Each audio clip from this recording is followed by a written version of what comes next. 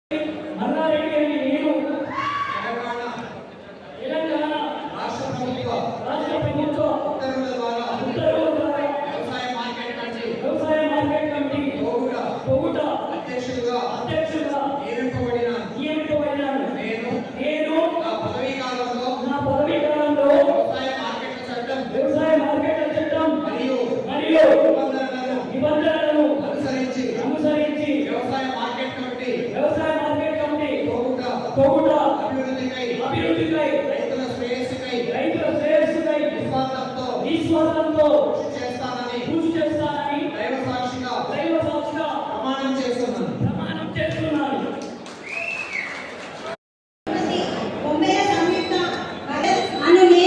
తెలంగాణ రాష్ట్ర ప్రభుత్వ ఉత్తర్వుల ద్వారా వ్యవసాయ మార్కెట్ కమిటీ వీరితోటి అధ్యక్షురాలుగా నియమింపబడినాను. నేను నా పదవీ కాలంలో వ్యవసాయ మార్కెట్ల చట్టం మరియు నిబంధనలను అనుసరించి వ్యవసాయ మార్కెట్ కమిటీ నిరుతోటి అభివృద్ధికై రైతుల శ్రేయస్సుకై విశ్వాసంతో కృషి చేస్తామని దైవ సాక్షిగా ప్రమాణం చేస్తున్నాను.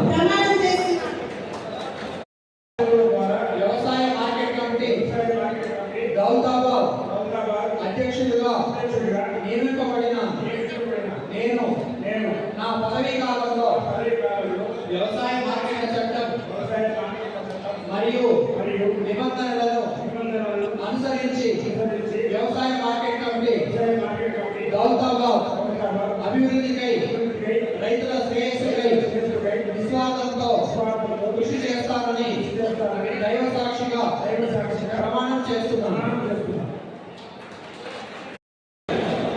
తెలంగాణ రాష్ట్ర ప్రభుత్వ ఉత్తర్వుల ద్వారా వ్యవసాయ మార్కెట్ కమిటీ మెంబర్గా నియమింపబడినాను.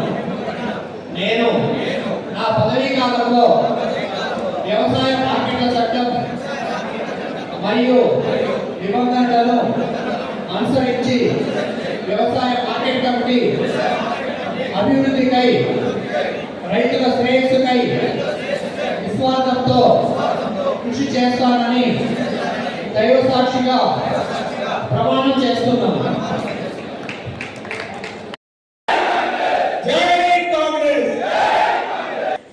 ఈరోజు చక్కటి కార్యక్రమం మన మార్కెట్ కమిటీ చైర్మన్ ప్రమాణ స్వీకారం మన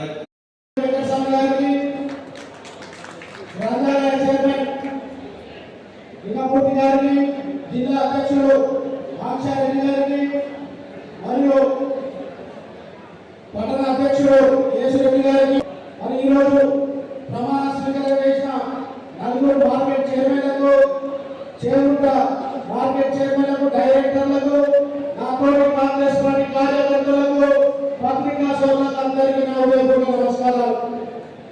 దుబ్బాక నియోజకవర్గం అంటే వ్యవసాయం, పూర్తిగా వ్యవసాయ ఆధారిత ప్రాంతమైన దుబ్బాక నియోజకవర్గంలో ప్రతి మండలానికి మార్కెట్ కమిటీ ఉండాలని చెప్పి గౌరవనీయులు పెద్దలు మన అభిమాన నాయకుడు రైతు బాంధవులు ముఖ్యమంత్రి గారు రాష్ట్ర చరిత్రలో ఎక్కడ లేని విధంగా 5 మార్కెట్ కమిటీలు తీసుకొచ్చిన చరిత్ర ముత్యం రెడ్డి గారిది.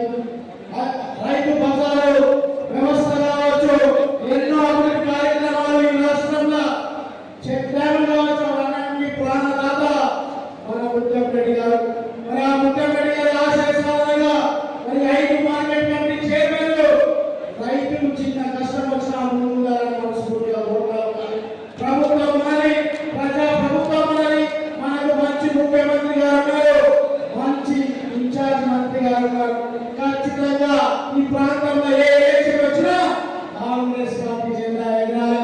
మొన్ననే మనకు ఎన్నికలప్పుడు చూసినాం, ఉప ఎన్నికలప్పుడు ఎవరు నిలవడానికి ముందు రాలే, నేను నిలవడా అన్నారు.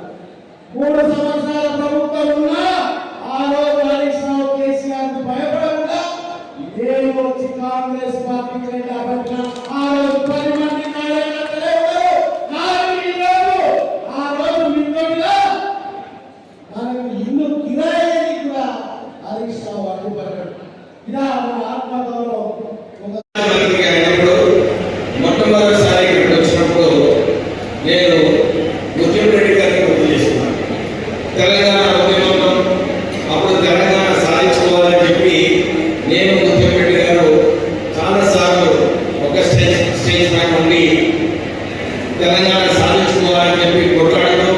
ఒకసారి వాడు ఇక్కడ దుబ్బాలు పిలిచి ఇక్కడ డ్రిప్ ఇరిగేషన్ ఎట్లా చేస్తున్న చూడు, నేను నా నియోజకవర్గంలో అందరూ పేద రైతులు కూడా ఈ లిఫ్ట్ ఇరిగేషన్ స్కీమ్ సక్సెస్ఫుల్ గా ఇంప్లిమెంట్ చేస్తున్నాము చూడని చెప్పి ఆ రోజులలో ముత్యం రెడ్డి గారు నన్ను ఇక్కడ పిలవడం జరిగింది.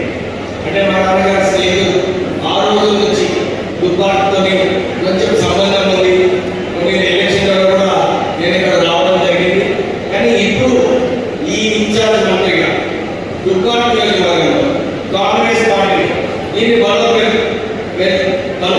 బలపరిచే బాధ్యత నాపైన. నేను ఈ బాధ్యత తీసుకొని మొదలు అందరు ముఖ్యమైన నాయకులందరూ కూడా ఇదే కోరుతారు, మీరు విభేదాలను పక్కకు పెట్టండి, మనం పార్టీని స్ట్రాంగ్ చేసే అవసరం ఉన్నది.